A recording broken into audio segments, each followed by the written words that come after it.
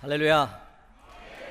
뉴욕효신 장로교회 예배를 통해서 하나님 말씀을 전할 수 있는 귀한 기회를 허락하신 하나님께, 또 우리 김강준 담임 목사님, 또 장로님, 성도님 여러분께 깊은 감사를 드립니다. 오늘 말씀을 나누기 전에 간단히 OM 국제 선교선 사역을 통해서 하나님께서 이루신 일을 잠깐 보고를 먼저 드리도록 하겠습니다. 화면에 보시는 둘로스호프 선교선은 2023년도 5월부터 사역을 시작한 배입니다. 둘로스호프에서는 34개국에서 모인 100여 명의 선교사님들이 함께 승선하여서 하나님의 나라의 복음을 선포하며 사역하고 있습니다. 둘로스호프 선교선은요, 2024년도 지난 한 해 동안에 태국, 필리핀, 또 홍콩, 캄보디아, 말레이시아 등 여러 지역을 방문하면서 사역을 감당했고요. 또 다른 선교선이 로고스호프 선교선은 아프리카 대륙의 사역을 감당했는데요. 지난 1년 반 동안 모잠비크, 또 남아프리카 공화국, 남미비아, 앙골라, 가나 등 여러 아프리카 항구 도시들을 방문하며 사역을 했습니다. 현재는 캐리비안에서 사역을 하고 있는데요. 2024년도 한 해 동안에 둘로스호프와 로고스호프의 두 척의 선교선은 11개의 국가에 25개 항구 도시를 방문하여서 총 104만 979명의 방문객을 맞이할 수 있었습니다.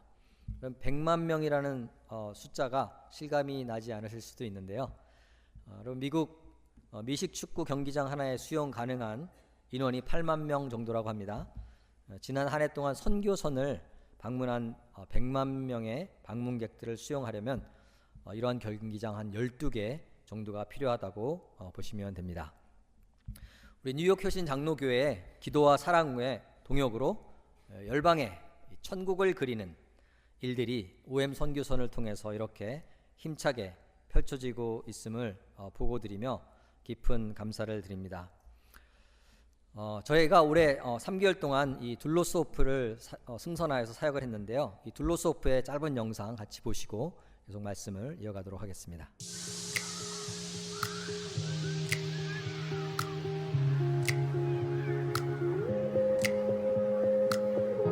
Doulos Hope, the latest addition to the fleet of vessels that GBA has had. Our desire, our hope is that this vessel will serve communities and port cities to see the transformation for the better of those societies.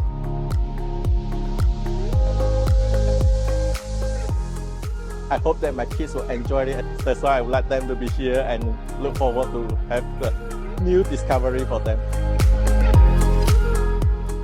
As Doulos Hope sails around, we do want to engage more deeply with the ports that we will sail into. We hope to be a blessing wherever we go. We hope to enrich our lives and the lives of others, just with the international community that we have. Ship's community are full of joy and expectation on how this new vessel, Doulos Hope, will serve the nations in Asia.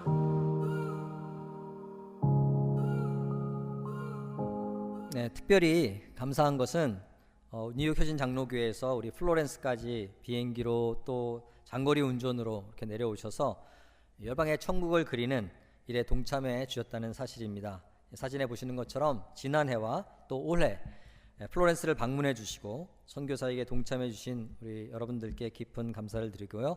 또 그것을 가능할 수 있도록 기도해 주시고 함께 해 주신 뉴욕 효신 장로교회 모든 성도님 여러분들께 또 깊은 감사를 드립니다. 오늘 저는 열방의 천국을 그리다라는 제목으로 하나님의 말씀을 나누고자 합니다. 지난 4주 동안 마태복음 10장을 통해서 김광선 담임 목사님을 통해서 드디어 붓을 들다, 도시의 천국을 그리다, 도시의 평안을 칠하다, 끝까지 천국을 그리다 라는 말씀을 선포해 주셨습니다. 도시의 천국을 그리는 이 일은 열방으로 이어져 열방의 천국을 그리는 일로 계속 나아가야 할 줄 믿습니다. 오늘은 마태복음을 잠시 떠나서 오늘 읽은 사무엘상 본문 말씀을 통해서 열방의 천국을 그리고자 하는 자들이 가져야 할 영적 승리의 비밀 3가지를 살펴보고자 합니다. 여러분은 비밀이라는 말을 들을 때 어떤 생각이 먼저 떠오르시는지요? 누군가 대화를 나누다가 이건 사실 비밀인데 하는 말을 들으면 어렸을 때는 이 비밀을 나에게만 말해주려나 보다 하면서 뿌듯한 마음이 들곤 했습니다. 그런데 이제 나이가 들어가면서 이건 사실 비밀인데 하는 말을 듣는 순간 이 얘기는 모든 사람이 다 아는 얘기겠구나 하는 생각을 하게 됩니다. 비밀이니까 말하지 말라고 하면 할수록 더 빨리 그 비밀은 퍼져나간다는 사실을 자주 확인하게 됩니다. 그런 의미에서 오늘 제가 여러분에게 나누는 이 승리의 비밀은 꼭 오늘 예배에 나오신 여러분만 간직해 주시기를 부탁을 드립니다. 굳이 이 비밀을 나누고 싶으시다면 제가 어떻게 하겠습니까? 그렇다면 굳이 이 비밀을 나누시기 원하신다면 정확하게 또 주변의 이웃에게 이 승리의 비밀을 나누어 주시면 감사하겠습니다. 자, 우리 모두는 신앙생활을 하면서 승리하는 삶을 살기 원합니다. 또 도시의 열방의 천국을 그리려면 우리의 일상에서 승리하는 삶을 살아내야 합니다. 여러분, 승리하면 떠오르는 성경의 이야기가 많이 있습니다만 그 중에 으뜸은 다윗과 골리앗의 전투이고 다윗의 승리는 우리에게 늘 큰 영감과 감동을 줍니다. 다윗과 골리앗의 이 역사적인 전투에 대한 수많은 설교와 말씀이 선포되었습니다만 오늘은 그 역사적인 전투가 어떻게 시작이 되었고 또 그 전투의 승리의 비밀은 무엇인지 본문을 통해 살펴보고자 합니다. 첫 번째로 살펴볼 승리의 비밀은 작은 일에 충성하라는 말씀입니다. 다윗과 골리앗의 역사적인 전투는 사실 다윗이 맘먹고 시작한 것이 아니었습니다. 다윗이 아침에 일어나서 오늘 컨디션이 참 좋은데 나가서 골리앗이나 때려잡아야 되겠다 라고 다짐하고 전쟁터로 나간 것이 아니라는 사실입니다. 자, 그러면 어떻게 그 일이 시작되었는가를 본문이 설명해 주고 있습니다. 17절, 18절을 한번 보겠습니다. 이새가 그의 아들 다윗에게 이르되 지금 내 형들을 위하여 이 볶은 곡식 한 에바와 이 떡 10덩이를 가지고 진영으로 속히 가서 내 형들에게 주고 이 치즈 10덩이를 가져다가 그들의 천부장에게 주고 내 형들의 안부를 살피고 증표를 가져오라. 오늘 본문을 보면 다윗의 이 놀라운 승리는 아버지 이새의 떡과 치즈 심부름에서 비롯되었다는 사실을 알게 됩니다. 다윗이 작심하고 전쟁터로 간 것이 아니라 아버지께서 시키는 심부름을 하러 가면서 일이 시작되고 있다는 것입니다. 제가 선교사로 해외에서 생활을 좀 하다가 한국을 다녀올 때마다 놀라는 것이 하나 있는데요. 대한민국의 배달 서비스입니다. 뭐든지 오늘 주문하면 내일, 그것도 내일 새벽에 도착하는 이런 나라가 어디 있습니까? 당일 배송, 새벽 배송, 총알 배송, 그것도 모자라 로켓 배송에 오늘 밤에 콩나물 두부 주문하면 내일 아침에 받아 먹을 수 있는 로켓 프레시까지 그야말로 배달의 민족이요 배달의 나라가 아닐 수가 없는 것이죠. 여러분, 이 다윗과 골리앗의 놀라운 역사적인 전투가 그 시작이 바로 치즈 딜리버리 서비스, 치즈 배송 배달 서비스에서 시작되었다는 사실을 우리는 기억할 필요가 있습니다. 만약에 다윗이 아버지 이새가 요청한 이 치즈 심부름을 시키셨을 때 아버지, 제가 배송 서비스나 하는 사람인 줄 아세요? 제가 할 일이 태산인데 이런 심부름까지 다 시키십니까? 라고 했다면 다윗은 전쟁터에 나가지 않았을 것이고 다윗은 골리앗을 만날 이유도 없었을 것입니다. 그런데 다윗은 아버지의 말씀에 즉각 순종하여 배달 심부름에 응합니다. 20절을 한번 보겠습니다. 다윗이 아침에 일찍이 일어나서 양을 양 지키는 자에게 맡기고 이새가 명령한 대로 가지고 가서 진영에 이른즉.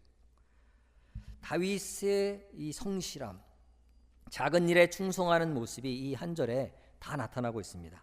본문에 따르면 다윗은 꾸물거리지 않고 아침에 일찍 일어나서 아버지 심부름에 응하고 있습니다.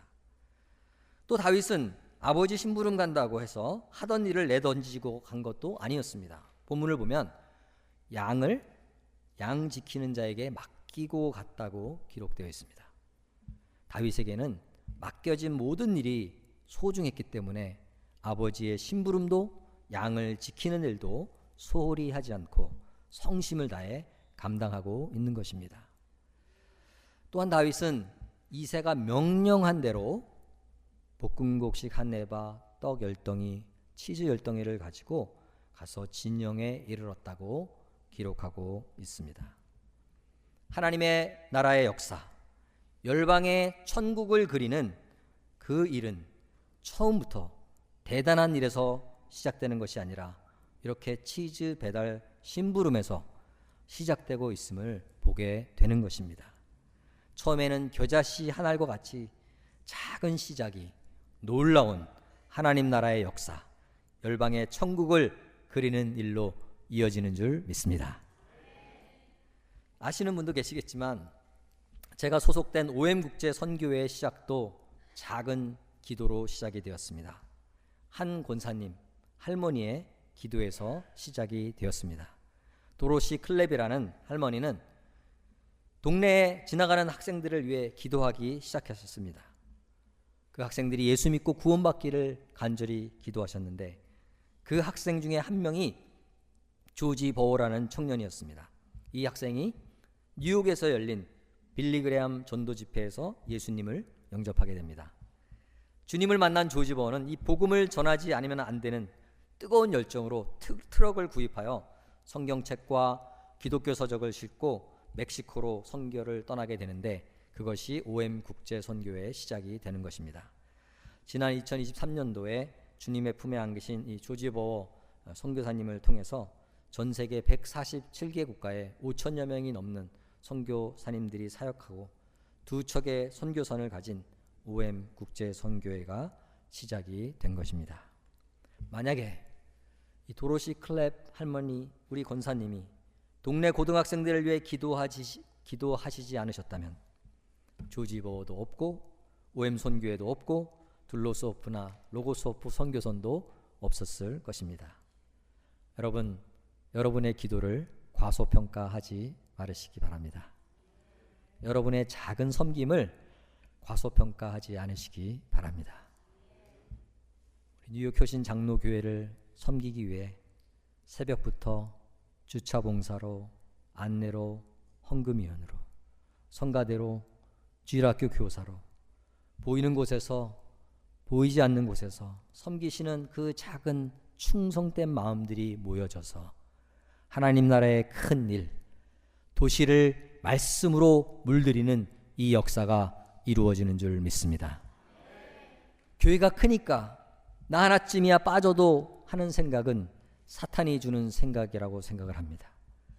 여러분 직소 퍼즐 해보신 분들 계실 텐데요. 그 퍼즐 맞추다가 10개짜리 하다가 맞추다가 마지막 하나 없어지면 그냥 치워버리고 맙니다.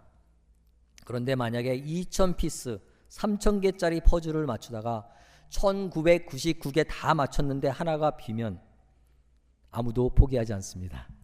온 집을 샅샅이 뒤져서라도 그 남은 한 피스를 찾아내거나 그래도 안 되면 제작사에 연락을 해서라도 그 한 피스를 구해서 채워 넣을 때 그림이 완성이 되는 것입니다. 여러분 중요한 것은 이 퍼즐의 개수가 증가하면 증가할수록 한 조각의 중요성도 증대한다는 것입니다.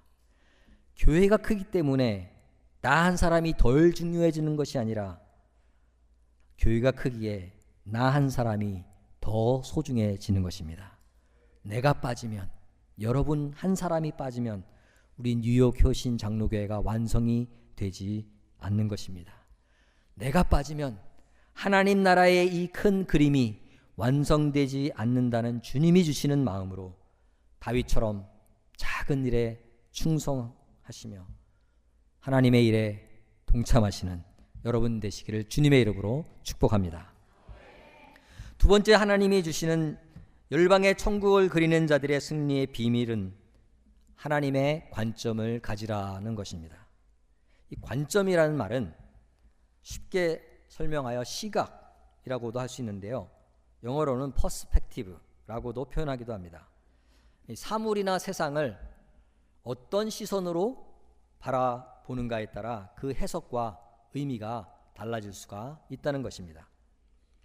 쉽게 설명하면 노란 선글라스를 끼고 세상을 보면 세상이 다 노랗게 보이고, 파란 선글라스를 끼고 세상을 보면 세상이 다 파랗게 보인다는 것이죠. 미션 퍼스펙티브로, 선교적인 관점으로 성경을 읽으면 성경의 모든 본문에서 선교하시는 하나님을 발견하게 된다는 것입니다. 이렇게 어떤 관점을 가지고 어떤 시선을 가지고 세상과 사물을 바라보는가 하는 것이 중요하다는 사실입니다.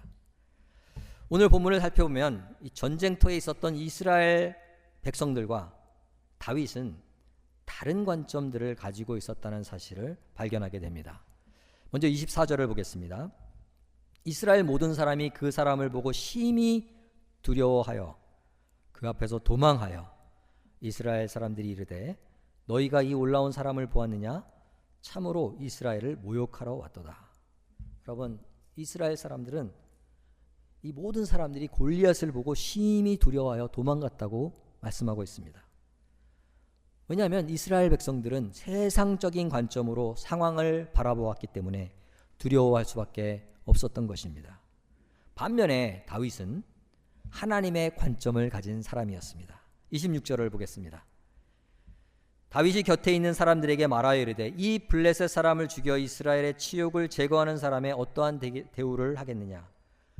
이 할례받지 않은 블레셋 사람이 누구이기에 살아계시는 하나님의 군대를 모욕하겠느냐?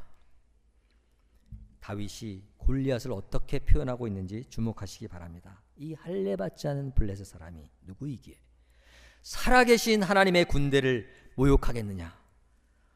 여러분, 이 말만 들어도 힘이 나지 않습니까? 여러분, 하나님의 관점을 가지면 세상에 그 어떤 대적과 도전이 몰려온다 할지라도 이렇게 당당할 수가 있는 것입니다. 우리는 이러한 관점의 차이가 어떠한 엄청난 결과를 가져오는지 성경을 통해서, 그리고 선교 역사를 통해서도 배울 수가 있습니다. 여러분 잘 아시는 바와 같이 민수기 13장을 보면 12명의 정탐꾼이 가나안을 정탐하는 이야기가 나옵니다. 12명의 정탐꾼이 똑같은 시간에 똑같은 장소를 다녀왔는데 그 중에 10명은 세상적인 관점으로 보고를 하고 딱 2명, 여호수아와 갈렙만이 하나님의 관점으로 보고를 합니다. 10명의 보고는 이렇습니다. 거기서 네피림 후손인 아낙 자손의 거인들을 보았나니 우리는 스스로 보기에도 메뚜기 같으니 그들이 보기에도 그와 같았을 것이니라. 이렇게 세상적인 관점을 가지면 스스로를 메뚜기로 여길 수밖에 없는 것입니다. 그러나 하나님의 관점을 가지면 180도 달라지는 것입니다. 갈렙은 이렇게 얘기합니다. 모세 앞에서 백성을 조용하게 하고 이르되 우리가 곧 올라가서 그 땅을 취하자. 능히 이기리라. 하나님의 관점을 가진 갈렙은 능히 이기리라고 선포하고 있는 것입니다. 제가 선교사로 선교를 위해 해외 여러 나라를 다니다 보면 해외에 계신 외국분들이 이런 질문을 종종 합니다. 아시아의 여러 나라에 선교사가 들어갔고 복음이 전해졌는데 어떻게 유독 이 대한민국이라는 나라만이 그렇게 짧은 기독교 역사 가운데 엄청난 영적인 축복을 누리고 교회가 성장하고 부흥할 수 있었느냐라는 질문을 하곤 하십니다. 저는 이렇게 대답하곤 했습니다. 한국 교회의 부흥은 하나님의 전적인 은혜라고밖에 설명할 수가 없습니다. 굳이 다른 설명을 덧붙이자면 2가지가 있는데, 하나는 간절한 기도요, 둘째는 정확한 성경 번역입니다. 한국 전쟁 이후에 지하 자원도 없고 기술도 없고 사람밖에 사람 밖에는 아무것도 남겨진 것이 없었던 당시에 우리 한국교회 성도님들은 간절히 눈물로 나라와 민족을 위해 기도했습니다. 새벽기도, 철야기도, 수요기도, 금요기도, 합심기도, 통성기도, 산기도, 그야말로 때를 얻든지 못 얻든지 기도에 전심전력하는 그런 삶을 살았기에 우리 하나님께서 불쌍히 여기시고 한국교회를 축복해 주신 줄 믿습니다. 두 번째는 한국 선교 역사의 초기에 이 성경 말씀이 우리말로 잘 정확하게 번역이 되어 전달이 되었고 그 말씀 중심으로 한국 교회가 세워졌기 때문입니다. 자, 그러면 어떻게 그렇게 성경 번역이 잘 이루어졌는가? 한국 선교 역사 초기에 한국 선교를 위해 헌신하셨던 선교사님들이 언어에 능통한 실력 있는 분들이 한국으로 오셨다는 사실입니다. 자, 그러면 어떻게 또 그렇게 실력 있는 분들이 한국 선교사로 헌신하게 되셨는가? 한국을 정탐했던 초기의 선교사님들이 본국으로 돌아가서 하나님의 시선으로 보고를 했기 때문입니다. 한국을 먼저 방문했던 분들이 미국으로 돌아와서 선교 동원을 하면서 이렇게 얘기했습니다. 동방의 아침의 나라, 백의 민족, 이 아름다운 조선 땅에 누가 가겠냐고 도전했고 그 도전에 실력 있는 미국의 많은 선교사님들이 내가 가겠노라고, 내가 헌신하겠노라고 고백하고 한국 땅을 밟은 것입니다. 그런데 여러분, 100여 년 전 조선 땅을 한번 상상해 보시기 바랍니다. 말이 좋아 백의 민족이지 그 입었던 하얀 옷이 얼마나 꼬질꼬질했겠습니까? 샴푸도 비누도 없던 그 시절, 또 당시 화장실의 위생 상태는 또 어떠했겠습니까? 삶의 환경이 쉽지 않았던 조선 땅, 대한민국의 천국을 그리기 위해 헌신하신 선교사님들은 지금 양화진 선교사 묘역에 잠들어 계십니다. 이 양화진의 한 구석을 가보시면 수많은 선교사님들의 자녀들이 태어난 지 얼마 되지 않아 세상을 떠나게 되어서 출생 연도와 사망 연도가 동일한 묘비석을 보실 수가 있습니다. 그렇게 여러 면으로 열악한 환경이 분명히 있었음에도 불구하고 선교사님들은 세상적인 관점으로 바라보지 않고 하나님의 관점으로 아름다운 동방의 아침의 나라로, 조선으로, 대한민국으로 선교사를 초청했던 것입니다. 그 선교사님들의 헌신과 섬김 위에 작은 나라 조선의 천국을 그리기 위해 오셨던 선교사님들의 희생 위에 한국교회와 또 저와 여러분이 서 있는 줄 믿습니다. 다시 말씀드립니다. 열방의 천국을 그리는 자들의 승리의 비결은 하나님의 관점을 가지고 세상과 상황을 바라보는 곳에서 시작됩니다. 우리 모두가 하나님의 관점으로 현재의 상황을 바라보며 다윗처럼 여호수아와 갈렙처럼 믿음으로 승리하는 삶으로 나아가시는 여러분 되시기를 주님의 이름으로 축복합니다. 세 번째자 마지막으로 열방의 천국을 그리는 승리의 비밀은 주관자를 기억하라는 것입니다. 역사의 주관자는 우리 하나님이십니다. 오늘 다윗과 골리앗의 이야기도 마찬가지입니다.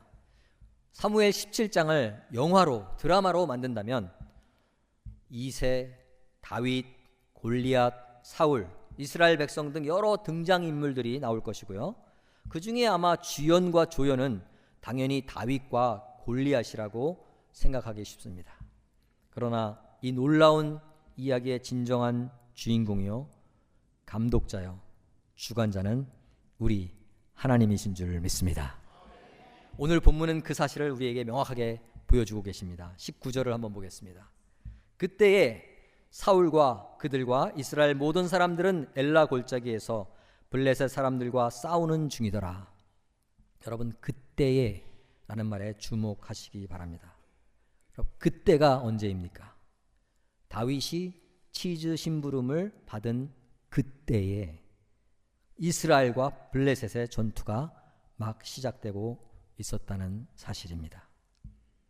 20절을 한번 더 보겠습니다. 다윗이 아침에 일찍이 일어나서 양 지키는 자에게 맡기고 이새가 명령한 대로 가지고 가서 진영에 이른즉 마침 군대가 전장에 나와서 싸우려고 고함치며, 이른즉 마침에 주목하시기 바랍니다. 다윗이 진영에 이른즉 마침 골리앗과 블레셋 사람이 전열을 벌이고 대치하는 상황이 펼쳐지고 있었다는 것입니다. 여러분, 다윗이 시간표를 맞춘 것이 아닙니다.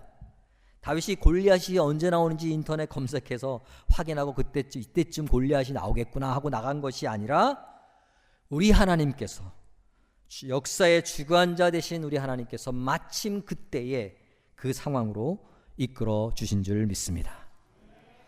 우리 인생 모든 드라마의 주인공은 우리 주 예수 그리스도이시며, 이 모든 일의 주관자는 우리 하나님 아버지이심을 기억할 때 우리는 안심할 수 있습니다.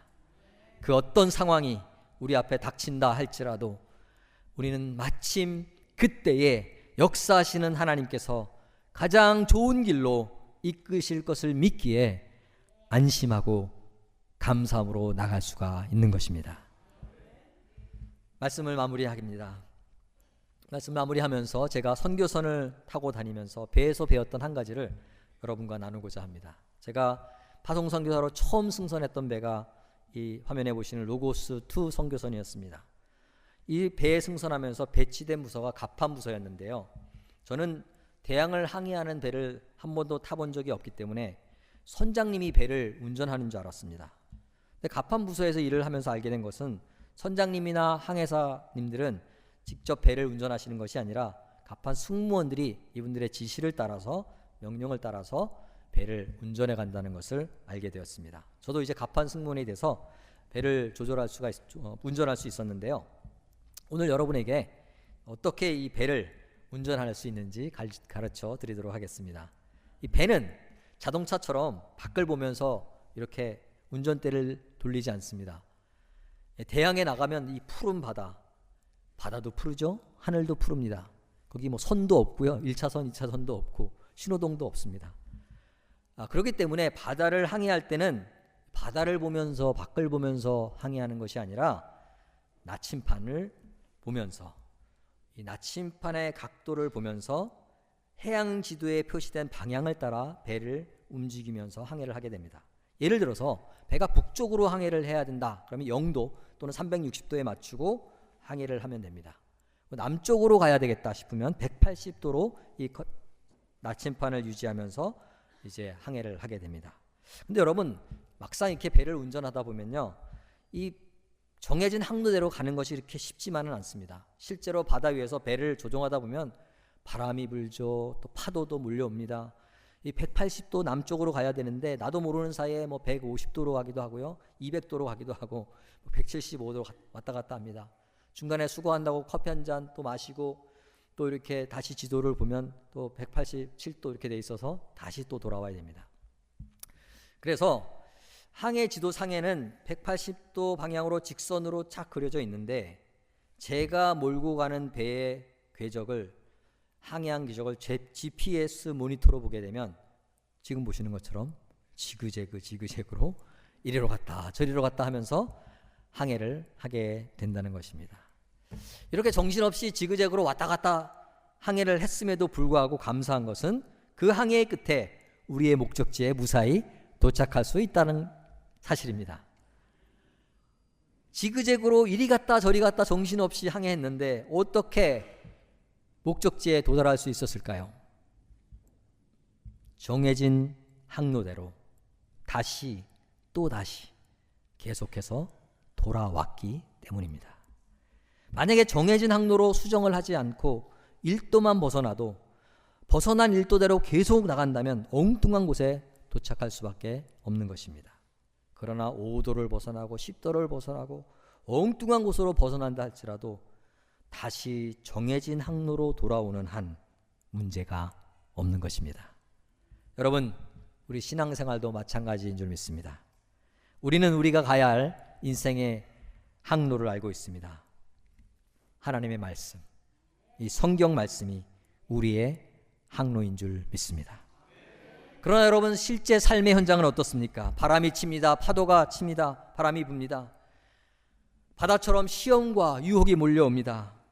그래서 때로는 우리를 엉뚱한 방향으로 떠밀어내기도 합니다. 때로는 실패합니다. 좌절합니다. 죄도 짓습니다. 그러나 여러분, 그때에 우리가 해야 될 일은 우리의 나침반이 되시며 항로가 되시는 예수 그리스도께로 돌아와 회개하고 주님 앞에 나아가면 되는 줄 믿습니다. 다시 돌아오고 또 돌아오면 되는 것입니다. 도시 말씀에 물들다 이 시리즈를 통해서 우리 김강선 담임 목사님께서 말씀해 주신 이 예배의 자리로, 말씀의 자리로, 기도의 자리로 붓을 들고 끝까지 천국을 그리는 자의 자리로 돌아오면 되는 줄 믿습니다. 우리 모두가 다윗처럼 작은 일에 충성하면서 하나님의 관점을 가지고 주관자 되시는 하나님을 기억하며 말씀 가운데로 돌아와 주님의 놀라운 승리의 역사를 목도하며 이 도시 뉴욕을 시작으로 열방의 천국을 그리는 모든 성도님 여러분 되시기를 주님의 이름으로 축복합니다.